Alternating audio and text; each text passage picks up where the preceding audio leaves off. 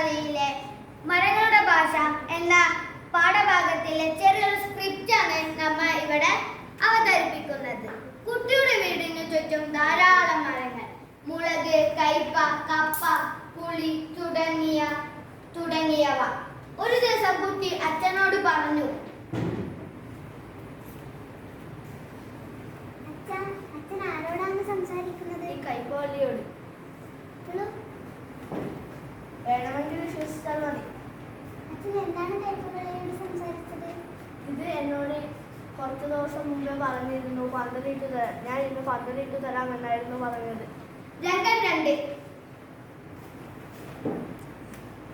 കൈപ്പവള്ളി, നീ കറിയാക്കാൻ കുറച്ച് കായലിടണേ. ശരി. കൈപ്പവള്ളി, നീ അമ്മയ്ക്ക് കായ കൊടുക്കല്ലേ? എന്താ കാരണം? എനിക്ക് നിന്റെ കായയിലെ കയ്പ് കൊടുക്കുന്നത് ഇഷ്ടമല്ല. ശരി.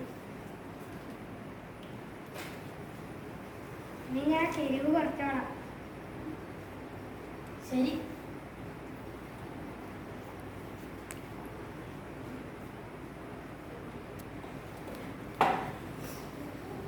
രംഗം 3.